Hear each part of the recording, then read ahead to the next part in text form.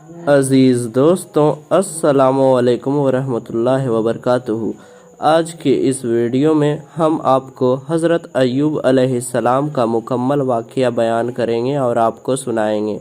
तो अज़ीज़ दोस्तों, आप इस वीडियो को आखिर तक देखें, और अगर आपने हमारे इस चैनल को अभी तक सब्सक्राइब नहीं किया है तो आपसे रिक्वेस्ट है कि हमारे चैनल को सब्सक्राइब करें और बेल आइकन प्रेस कर लें, ताकि हमारे इस्लामिक और हदीस के वीडियोज़ सबसे पहले आप देख सकें। तो चलिए बिना देरी किए वीडियो को स्टार्ट करते हैं। हज़रत अय्यूब अलैहिस्सलाम अल्लाह के ख़ास नबियों में से एक नबी थे। हज़रत अय्यूब अलैहिस्सलाम हज़रत इसहाक़ अलैहिस्सलाम के बेटों में से एक थे। अल्लाह पाक ने आपको माल व दौलत और औलादों से नवाजा था। हदीसों के मुताबिक आपके 7 बेटे और 7 बेटियां हुआ करती थी। हज़रत अय्यूब अलैहिस्सलाम उस वक्त अपने कबीले के बहुत मालदार सरदार थे और बहुत खूबसूरत भी थे। आप अपने कबीले में उस वक्त इस तरह मशहूर थे कि जब आप घर से किसी काम के लिए निकलते तब लोग आपके इस्तकबाल के लिए खड़े हो जाते थे। लोग आपकी बड़ी इज्जत करते थे। हज़रत अय्यूब अलैहिस्सलाम बहुत बड़े इबादत गुजार थे। वह अपना ज़्यादातर वक्त अल्लाह की इबादत में गुजारते थे। अल्लाह ने एक मर्तबा हज़रत अय्यूब अलैहिस्सलाम से खुश होकर फ़रिश्तों को हुक्म दिया कि ऐ फ़रिश्तों, जाओ और अय्यूब पर मेरी रहमत नाजिल करो।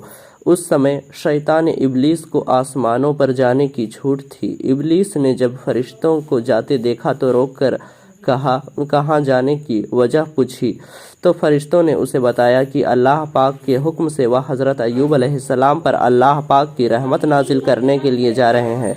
यह सुनकर शैतान इब्लीस ने कहा कि अय्यूब अलैहिस्सलाम को अल्लाह ताला ने खूब माल व दौलत दिया है, इसलिए वह अल्लाह पाक की इबादत करता है और उनका शुक्रिया अदा करता है। अगर अल्लाह पाक उनसे यह सब छीन ले तो वह अल्लाह पाक का शुक्रिया अदा करना छोड़ देगा। इसके बाद फरिश्ते अल्लाह पाक के पास गए और अल्लाह तबारक व तआला को भी अपने पैगंबर हज़रत अय्यूब अलैहिस्सलाम पर यकीन था, और अल्लाह पाक ने हज़रत अय्यूब अलैहिस्सलाम का इम्तिहान लेना चाहा। और अल्लाह पाक ने शैतान इब्लीस को यह दिखाने के लिए कि अय्यूब अलैहिस्सलाम का ईमान कितना मजबूत है, उन्हें छूट दे दी कि वह अय्यूब अलैहिस्सलाम से उनका सब कुछ छीन सकता है। इसके बाद शैतान इब्लीस ने कुछ काफिर जिन्नातों को इकट्ठा कर लिया और अल्लाह पाक ने उसे यह छूट दी है कि अय्यूब अलैहिस्सलाम से उसके मालो दौलत और उनकी औलादों को उनसे छीन सकता है। फिर आग के जिन्नात ने कहा कि मैं अपने आग को भड़काकर उनके जानवरों और उसके घर को जला सकता हूँ, और उस जिन्नात ने अय्यूब अलैहिस्सलाम के जानवरों और उसके बड़े घरों को जला दिया। फिर शैतान इब्लीस ने एक आदमी की शक्ल इख्तियार कर हज़रत अय्यूब अलैहिस्सलाम के पास गए। उस समय हज़रत अय्यूब अलैहिस्सलाम अल्लाह ताला की इबादत में लगे थे। शैतान यह कहने लगा कि अल्लाह ने तुम्हारे सारे जानवर और बड़े घरों को जला दिया। यह सुनकर हज़रत अय्यूब अलैहिस्सलाम ने कहा कि सब अल्लाह पाक का ही तो दिया हुआ था, और यह अल्लाह पाक का ही तो इख्तियार है, इसलिए मुझे इसका कोई गम नहीं है। तुम मेरे इबादत में खलल ना डालो। शैतान का मुंह बंद हो गया और वह वहाँ से निकल गया। दूसरी मर्तबा शैतान ने जिन्नातों की मदद से हज़रत अय्यूब अलैहिस्सलाम की औलादों को भी मार दिया, और फिर अय्यूब अलैहिस्सलाम के पास दूसरा शक्ल बदल कर गया और कहने लगा कि जिस अल्लाह की तुम इबादत करते हो वह तो तुम पर ज़रा भी रहम नहीं करता, उसने तो तुम्हारे सारे औलादों को भी छीन लिया। हज़रत अय्यूब अलैहिस्सलाम ने उससे फटकारा और कहा कि अल्लाह ने ही उन्हें औलाद अता की थी और उसकी मर्ज़ी है कि वह मेरे औलाद को छीन लिया तो ज़रूर अल्लाह पाक का ही कोई सही फ़ैसला होगा। फिर शैतान को वहाँ से भी मुंह लटका कर जाना पड़ा। तीसरी मर्तबा शैतान को एक जिन्नात ने कहा कि मैं अय्यूब अलैहिस्सलाम के जिस्म में कीड़े पैदा कर सकता हूँ। फिर शैतान ने जिन्नातों की मदद से अय्यूब अलैहिस्सलाम के जिस्म में कीड़े पैदा कर दिए। अय्यूब अलैहिस्सलाम के जिस्म के गोश्त को धीरे धीरे कीड़ों ने खाना शुरू कर दिया, और हज़रत अय्यूब अलैहिस्सलाम के जिस्म में अब सिर्फ हड्डियां ही दिखाई दे रही थी। ان کی حالات بہت خراب ہو چکی تھی۔ ان کی ایسی حالات دیکھ کر قبیلے والوں نے بھی ان سے ناطہ توڑ لیا تھا۔ جو قبیلے والے ان کے استقبال کے لیے کھڑے ہو جایا کرتے تھے، وہ ان کی حالت خراب ہونے کے بعد ان کو برا کہنے لگے۔ قبیلے کے لوگ انہیں یہ کہتے تھے کہ ضرور اللہ آپ سے ناراض ہیں اور اللہ نے آپ کی یہ حالت کر دی ہے۔ لوگ انہیں یہ بھی کہنے لگے کہ یہ کوئی نبی نہیں ہے، یہ ایک بہت بڑا گنہگار آدمی ہے۔ اتنا سب کچھ ہونے کے باوجود حضرت ایوب علیہ السلام اللہ پاک کی عبادت کرتے تھے۔ گھر کے اہل و عیال کے لیے حضرت ایوب علیہ السلام کی بیوی رحمت خود محنت کرتی تھی، ایوب علیہ السلام کی خدمت بھی کیا کرتی تھی۔ اسی طرح 18 سال بیت گئے اور حضرت ایوب علیہ السلام کا بیماری اسی طرح رہا۔ بیوی رحمت ہمیشہ اپنے شوہر کو ٹھیک کرنے میں لگی رہتی تھی۔ ایک دن شیطان ابلیس ایک حاکم کی شکل میں بیوی رحمت کے پاس گیا اور اس سے کہنے لگا کہ وہ بڑے سے بڑے گھاؤ کو جلدی ٹھیک کر سکتا ہے۔ بیوی رحمت نے اسے حضرت ایوب علیہ السلام کی بیماری کے بارے میں بتایا کہ میرے پاس تمہیں دینے کے لیے کچھ بھی نہیں ہے۔ تب اس حاکم بنے شیطان نے کہا کہ میں علاج کے لیے کچھ نہیں لوں گا، بس اپنے شوہر سے کہنا کہ وہ میرے نام کی ایک قربانی کرے اور میرے نام کا سجدہ کرے۔ بیوی رحمت اپنے شوہر کو ٹھیک کرنے کے لیے اس بات پر بھی راضی ہو گئی۔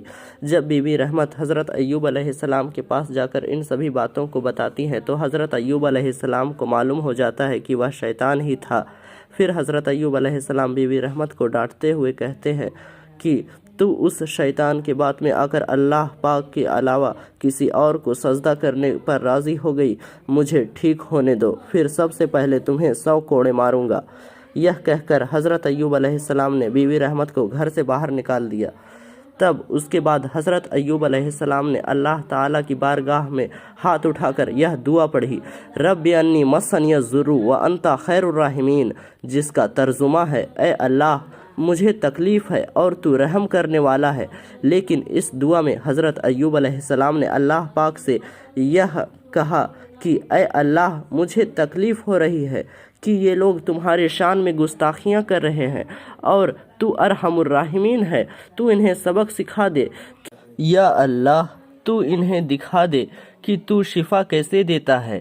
جیسے ہی حضرت ایوب علیہ السلام نے اس دعا کو پڑھا تو اللہ پاک قرآن شریف میں فرماتا ہے، ہم نے اسی وقت ایوب کی باتیں سن لی، لہٰذا ہم نے اسی وقت ایوب سے فرمایا اے ایوب اپنا پیر زمین پر مارو۔ جیسے ہی حضرت ایوب علیہ السلام نے اپنا پیر زمین پر مارا تو زمین سے ایک میٹھے پانی کا چشمہ پھوٹ پڑا۔ تب اللہ رب العزت نے فرمایا اس میں نہا لو۔ حضرت ایوب علیہ السلام نے اس میں غسل کر لیا اور پہلے سے زیادہ بہتر ہو گئے۔ جیسے ہی آپ علیہ السلام نے اس پانی میں غسل کیا تو آپ کی ساری بیماری دور ہو گئی اور آپ پھر سے نہایت خوبصورت ہو گئے۔ اور اتنا ہی نہیں، اللہ پاک قرآن میں فرماتا ہے ہم نے ایوب کو جتنی اولادیں گئی تھی اتنی اور عطا کر دی، اور جتنی جائیداد گئی تھی وہ سب حضرت ایوب کو دوبارہ سے عطا کر دی۔ حضرت ایوب علیہ السلام کا سب کچھ پھر سے بحال ہو گیا۔ شیطان کے پھونک مارنے سے جو کچھ بھی نقصان ہوا تھا وہ سب کچھ بحال ہو گیا۔ اس کا مطلب ہے کہ پھونک مار کر شیطان حقیقت کو چھپا ضرور سکتا ہے لیکن اسے مٹا نہیں سکتا۔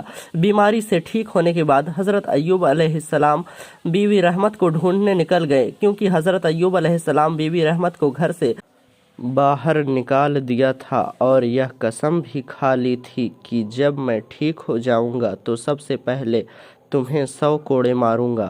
عزیز دوستوں، وہ قسم ہماری اور تمہاری طرح نہیں تھی کہ کبھی بھی کھا لی کسی کی بھی قسم اور اسے بھول گئے۔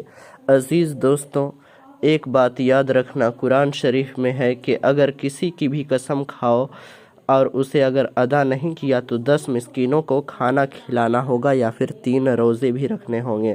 اور حضرت ایوب علیہ السلام نے جو قسم کھائی تھی وہ تو ایک نبی کی قسم تھی، لہٰذا وہ تو پوری کرنی ہی تھی۔ लेकिन अगर वो बीबी रहमत को 100 कोड़े मार देते तो वह कहाँ जिंदा रह पाती। इसलिए अल्लाह पाक ने जिब्राईल अलैहिस्सलाम को हुक्म दिया कि जाओ, हमारा बंदा अय्यूब अपनी कसम पूरी कर देगा और बीबी रहमत को 100 कोड़े मार देगा, फिर वो जिंदा कहाँ रहेगी। फिर हज़रत जिब्राईल अलैहिस्सलाम जाते हैं और हज़रत अय्यूब अलैहिस्सलाम से कहते हैं कि आप अपनी कसम पूरी करना चाहते हैं, लेकिन अल्लाह पाक चाहते हैं कि आप एक झाड़ू लें जिसमें 100 कौड़ियाँ लगी हों, उससे आप बीबी रहमत को एक बार मार दें ताकि आपकी कसम पूरी हो जाए। अज़ीज़ दोस्तों, आप हमारे चैनल को सब्सक्राइब ज़रूर करें क्योंकि बहुत ही मेहनत से मैंने आपके लिए ये वीडियो लाया है। बेल आइकन को भी ज़रूर दबाएं ताकि वीडियो सबसे पहले